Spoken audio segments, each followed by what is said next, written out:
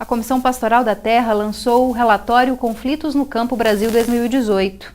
Já são 34 edições que reúnem dados sobre os conflitos e a violência contra camponeses, indígenas e quilombolas. Para falar mais sobre esses dados, nós vamos conversar agora com o Saulo Reis, que é da coordenação da Comissão Pastoral da Terra em Goiás. Boa noite, obrigada pela presença, Saulo. Boa noite, Camila. Boa noite a todos que estão acompanhando a TV UFG. É um prazer mais uma vez estar aqui de volta. Prazer é nosso. Bom, vamos falar um pouquinho sobre esses dados, né? Esse relatório indicou que houve um número, que foi reduzido o número de mortes, mas que aumentou o número de lideranças assassinadas e também o número de pessoas envolvidas em conflitos. Como é que vocês interpretam esses dados e de que forma que essa repressão, essa violência pode dificultar as ações dentro das comunidades, pela luta de terras, dos camponeses? Essa nossa publicação, né, que já é a 34ª, né, é uma referência no Brasil inteiro e no mundo, né, em relação ao registro de conflitos aqui no Brasil. O aumento das ocorrências, embora tenha reduzido o número de mortes, aumentou muito o número de lideranças assassinadas. E se a gente pegar os outros indicadores de conflitos, a gente vê que todos eles cresceram. Cresceram os conflitos em relação aos direitos trabalhistas, aos conflitos por água, né? E desses por água, quase metade tem relação direta com as mineradoras, né? E a gente percebe que isso, em parte, tem a ver com as políticas adotadas pelo governo nos últimos anos. Né? Os conflitos em relação aos direitos trabalhistas, a gente vê indícios que tem uma relação direta com a reforma trabalhista aprovada ano passado, né, que quebrou uma série de direitos. No caso do trabalho escravo, ou análogo à escravidão, né, ela praticamente regulamentou o gato, né, o chamado gato, que é o aliciador, né, que traz as pessoas e que enganam, né, trabalhadores e o expõe, né, nas condições de trabalho escravo ou análogo à escravidão. Né, e os conflitos por água, e não por acaso também houve uma modificação na legislação que flexibilizou bastante, né, a liberação, né, da exploração de minérios, né, e que isso também vem provocando muitos conflitos aqui no Brasil, e no estado de Goiás não é diferente. Já que você falou do estado de Goiás, qual que é a realidade aqui dos camponeses, de lideranças indígenas, lideranças quilombolas no estado? A violência também está localizada aqui em Goiás? Sim, e muito grave. Nós temos questões gravíssimas ocorrendo em Catalão, relacionadas à mineração, né, tanto no que diz respeito à disputa por território e terra, quanto diz respeito também à questão da água.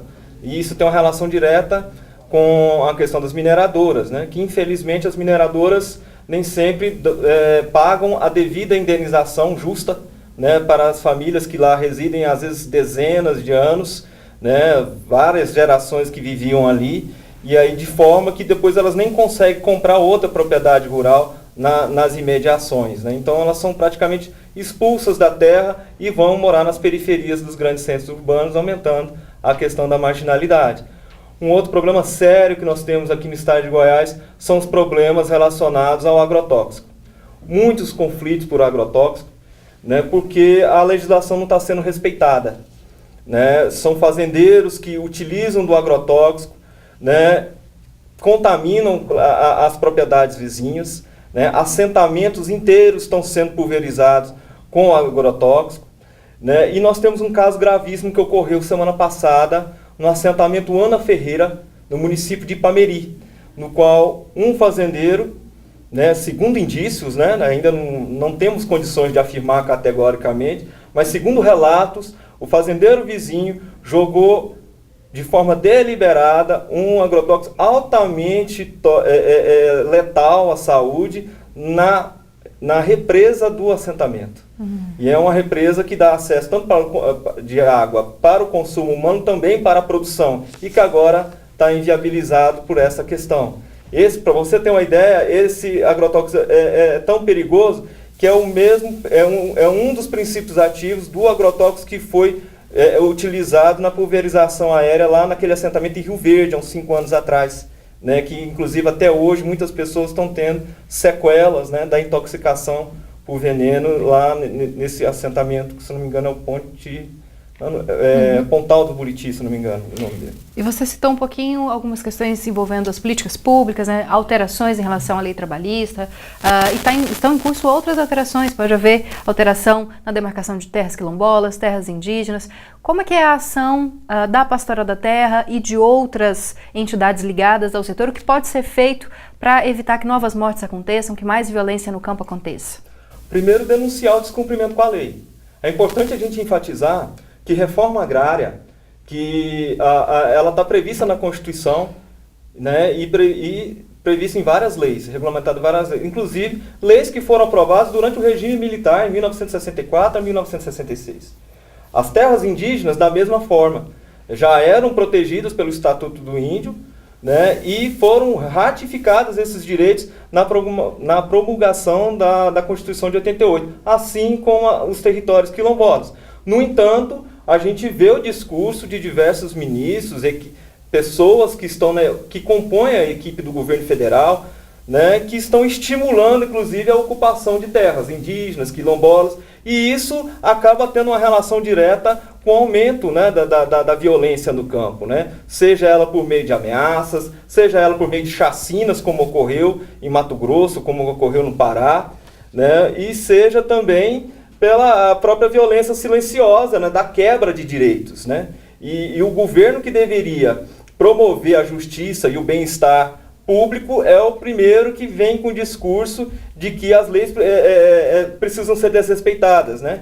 E também mexendo nessa segurança legal que nós temos. Okay. E o que nós estamos diante é de um cenário de uma possibilidade de ter uma explosão de violência no campo no Brasil e sobretudo no estado de Goiás. No estado de Goiás nós temos diversas mineradoras que já vão entrar em operação nos próximos 2 anos e que vão afetar diretamente centenas de famílias. Só no município de Minaçu, uma mineradora que deve entrar em operação esse ano ou ano que vem, ela vai atingir 3 assentamentos. Um assentamento, né, dos atingidos pela barragem, né, de Canabrava, e 2 assentamentos de reforma agrária, né, que totalizando deve somar aproximadamente 200 famílias. Não tá certo. É ruim falar desses dados, mas a gente vai continuar acompanhando. Muito obrigada pela presença, Saulo, e parabéns à CPT pelo relatório. Nós que agradecemos e estamos à disposição.